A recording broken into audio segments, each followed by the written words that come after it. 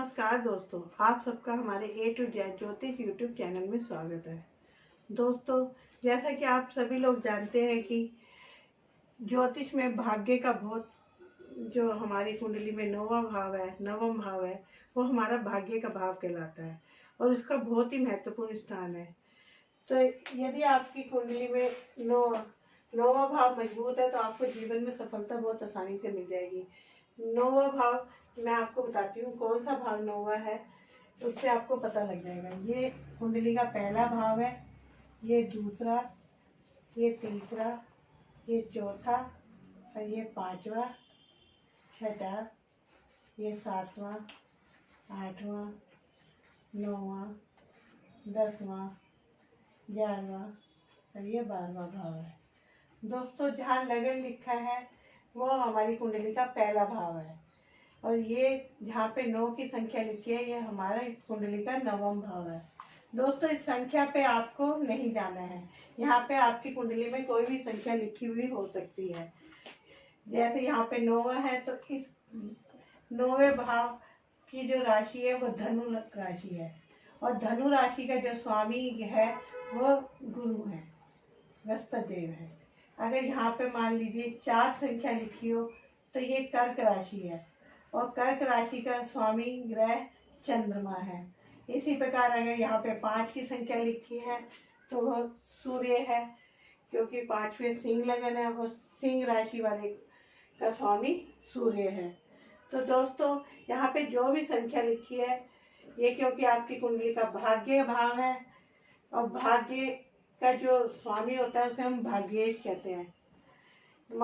अगर 1 नंबर की संख्या लिखी है तो उसका स्वामी मेष राशि है और उसका स्वामी मंगल है।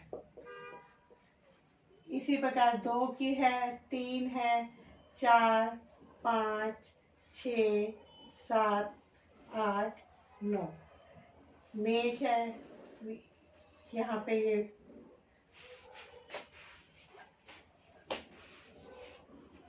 दूसरी राशि है, वृषभ राशि है, इसका स्वामी ग्रह शुक्र है। तीसरी मिथुन, इसका स्वामी ग्रह बुध है। चौथी कर्क राशि है, कर्क राशि का स्वामी ग्रह चंद्रमा है। 5वीं सिंह है, अगर 5 नंबर लिखा है तो सिंह राशि है और उसका स्वामी सूर्य है। 6ठी लिखी है तो है कन्या राशि और उसके स्वामी देव बुध है। अगर 7वीं है तो तुला है, इसके स्वामी ग्रह शुक्र है। 8वें पे वृश्चिक, इसके स्वामी मंगल देव जी है। और 9वां संख्या पे अगर 9 की संख्या है तो ये राशि है धनु और इनके स्वामी गुरु हैं। अगर 10 की संख्या है या 11 की है और 12, 10 पे है तो मकर राशि है, इसके स्वामी ग्रह शनि है। और अगर 11 है, कुंभ है,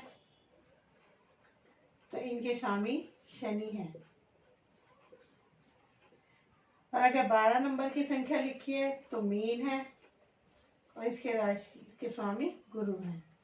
तो दोस्तों, ये संख्या से आपको पता लग जाएगा कि उसमें कौन सी राशि है और उसके राशि के स्वामी कौन से हैं। यदि मान लीजिए 4 संख्या लिखी है तो कर्क राशि बैठी है और आपके भाग्येश हो गए चंद्रमा। अगर 5 की लिखी है, सिंह राशि है, तो आपके भाग्येश हो गए सूर्य। अगर 6 लिखा है तो कन्या उसके। और दोस्तों, एक बात और है, यदि शुभ ग्रह इसमें बैठे हैं तो उस आदमी को तो हर तरीके से जीवन में सफलता ही सफलता मिलेगी।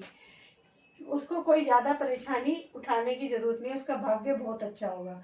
अगर मान लीजिए यहाँ पे सूर्य, चंद्रमा, मंगल, गुरु ऐसे शुभ ग्रह बैठे हैं तो ये भाव बहुत अच्छा फल देता है। इसके अलावा अगर यहाँ पे राहु केतु भी बैठे हैं, दोस्तों आपको मैं यहाँ एक बात और बताना चाहती हूँ। यदि आपका भाग्येश मान लीजिए गुरु है, इस राशि के भाग्येश गुरु हैं, मेष लगन में गुरु भाग्येश बने हैं, और अगर गुरु इन चारों में से 1, 4, 7, 10, इसमें केंद्र में 1, 4, 7 और 10 इस केंद्र स्थान पे अगर बैठे हैं तो आपका भाग्य बहुत ही अच्छा होगा और आपको हर कार्य में सफलता मिलेगी। इसके अलावा अगर वो त्रिकोण में बैठे हैं, एक हमारा त्रिकोण भाव भी कहलाता है, 1, 5 और 9। अगर इस त्रिकोण भाव में बैठे हैं तो भी आपको बहुत अच्छा फल मिलेगा। अगर इन त्रिकोण स्थानों पे आपका भाग्येश बैठा है तो आपको बहुत अच्छा फल मिलेगा। जीवन के हर क्षेत्र में आपको सफलता मिलेगी। और अगर आपका भाग्येश 6, 8 और 12 इस जगह पे बैठा है, 6, 8 और 12 पे बैठा है, ये दुख दोस्तों, ये हमारी कुंडली में बुरे भाव कहलाते हैं, दुख का भाव भी कहते हैं, इन्हें बुरा भाव कहते हैं। अगर आपकी कुंडली का भाग्येश 6, 8वें और 12वें भाव में बैठा है तो भाग्येश अपना काम जरूर करेगा, परंतु इस व्यक्ति को जीवन में जो परेशानियों का सामना करके, मतलब कि बहुत सी रुकावटें आएंगी, सफलता मिलेगी पर बड़ी मुश्किल से मिलेगी, उसके जीवन में संघर्ष बहुत रहेगा। और अगर आपकी कुंडली में आपका भाग्येश जो है वो बहुत मजबूत स्थिति में है, मजबूत स्थिति से मेरा अभिप्राय ये है कि वो डिग्री वाइज भी कम, मतलब कि ठीक है। अगर उसकी डिग्री मान लीजिए 2, 3 ऐसे है, या मतलब कि डिग्री वाइज उसकी कम है, या वो 28 डिग्री का बैठा है, या 29 डिग्री का बैठा है, या 27 डिग्री का बैठा है, या 2, 3, 5 ऐसी कमजोर, अगर उसकी डिग्री ऐसी है तो भी वो आपको अच्छा फल नहीं दे पाएगा, क्योंकि ये उसकी बाल अवस्था हो गई और ये उसकी वृद्ध अवस्था हो गई। इसमें भी आपको भाग्येश के लिए थोड़ा सा आपको उपाय करने पड़ेंगे उसको ठीक करने के लिए, तो आपको भाग्य आपका चमकेगा और आपको जीवन में उन्नति होगी और आप हर तरीके से जीवन में सफलता प्राप्त करेंगे। अगर आपका भाग्येश बलवान है और उस पर किसी बुरे ग्रह की दृष्टि नहीं है तो आप देखेंगे कि आपके जीवन में आपको तरक्की मिल रही है। चाहे आप जिस किसी काम को भी करना चाहते हैं उसमें आपको सफलता जरूर मिलेगी। दोस्तों, मैं एक बात और बताना चाहती हूँ कि यदि आपकी कुंडली में उस भाग्येश की दशा या अंतर्दशा आती है, महादशा आती है, तो आपको उस समय में बहुत अच्छे फल प्राप्त होंगे। आप अपनी कुंडली में ये जरूर देखें कि आपके भाग्य भाव में कौन सा ग्रह की राशि लिखी है और आपको उस ग्रह को मजबूत करने का उपाय करना चाहिए, उससे संबंधित आपको उपाय करने चाहिए। मान लीजिए यहाँ पे चंद्रमा है, चंद्रमा यहाँ पे बहुत अच्छा फल देता है, परंतु अगर उसकी डिग्री कम है तो वो आपको अच्छे फल नहीं दे पाएगा। तो उसके लिए आपको चंद्रमा से संबंधित उपाय करने चाहिए। आपको चांदी के गिलास में पानी पीना चाहिए, आपको ज्यादा से ज्यादा चांदी धारण करनी चाहिए, आपको मोती पहनना चाहिए। इस प्रकार से वो चंद्रमा का उपाय हो जाएगा। मान लीजिए यहाँ पे आपके सिंह लगन है, मान लीजिए यहाँ पे 5 की संख्या लिखी है, तो उसको माणिक पहनना चाहिए, सूर्य का जाप करना चाहिए। इस प्रकार से इन ग्रहों को आप मजबूत कर सकते हैं और अपने भाग्य को जगा सकते हैं।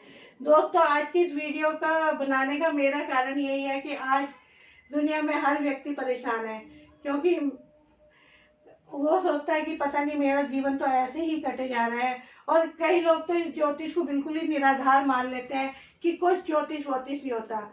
और मेरी जीवन का ये, मैं शुरू से यही सोचती आई हूँ कि जो लोग नहीं पंडितों को दिखा सकते, ज्योतिषों के पास नहीं जा सकते, अगर मैं उनकी कुछ मदद कर सकूं तो मैं इसको अपना सौभाग्य मानूंगी। यदि आपको कोई क्वेश्चन है तो आप कमेंट बॉक्स में जरूर पूछिए।